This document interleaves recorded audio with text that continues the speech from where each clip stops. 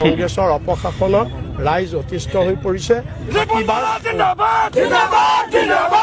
কেৱল ফাঁকিবাজ, কেৱল মিছলীয়া, কেৱল প্ৰতাৰণা, কেৱল দুৰ্নীতি, কেৱল ভ্ৰষ্টাচাৰ।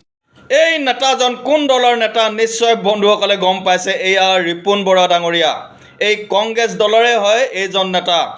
এইজন নেতাই নিজে স্বীকাৰ কৰি লৈছে কংগ্ৰেছ দলটো কিমান কৰাপশ্যন কৰে। আজি ৬০-৭০ বছৰ যে শাসন কৰি থাকিলে, সিহঁতি কিমান কৰাপশ্যন কৰিলে। উন্নতিৰ নামত যে ফোপোলা স্বৰূপ এটা আমাৰ দাঙি ধৰে, মিছাকৈ দাঙি ধৰে আমাৰ এখিনি চামচাচ এই ছেকুলাৰসকলে। এইবিলাক দেখি নাপায়, ইহঁতে এইবিলাক অধ্যয়ন কৰিবই নোৱাৰে। সেই ৬০-৭০ বছৰত অসমখন কিমান প্ৰগতিলৈ আগবাঢ়িব লাগিছিল, কিন্তু এতিয়া এই 10 বছৰত যি ধৰণে আগবাঢ়িছে অসমখনে, তাৰ তুলনাত যদি ৬০ বছৰ আৰু 10 বছৰ তুলনা কৰে নহয়, একেবাৰে জিৰ' বুলি কৈছোঁ।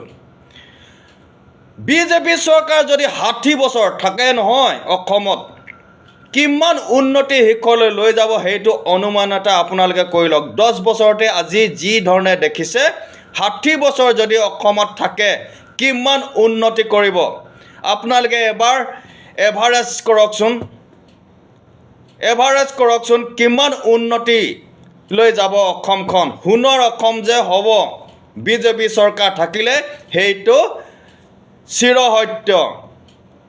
এই কংগ্ৰেছৰ যি নীতি আছিল আগতে, অকল যিমান কেন্দ্ৰৰ পৰা ফাণ্ড আহে তাৰ 10 টকা যদি আহে নহয়, আমাৰ ইয়াত কিমান পায়, 20 পইচা 25 পইচাহে পায়, বাকীখিনি চব পকেটত সোমাই যায়।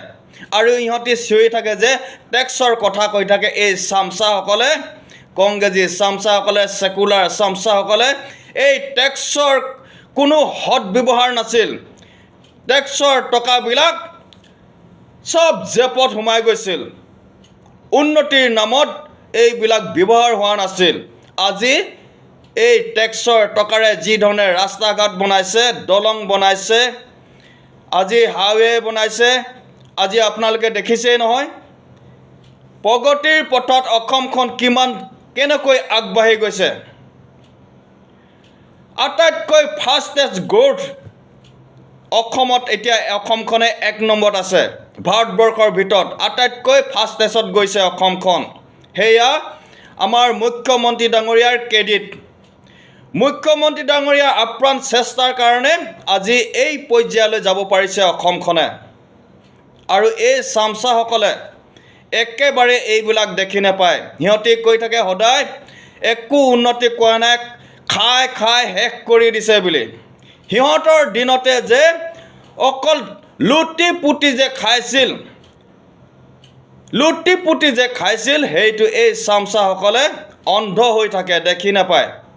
আৰু সিহঁতৰ ৰাষ্ট্ৰীয় নেতা এজনে কৈছিলে যে কেন্দ্ৰৰ পৰা যদি টকা আহে, সৰহভাগ টকা খাই পেলাই দিয়ে, অসমত পাওঁতে 20 পইচা 30 পইচা পায়হি, 100 টকাৰ ভিতৰত 20-30 পইচা পায়হি। আপোনালোকে ইমাজিন কৰকচোন, কিমান লুটিলে ৬০-৭০ বছৰত। আৰু ইহঁতি টেক্সৰ এতিয়া হিচাপ বিচাৰি থাকে।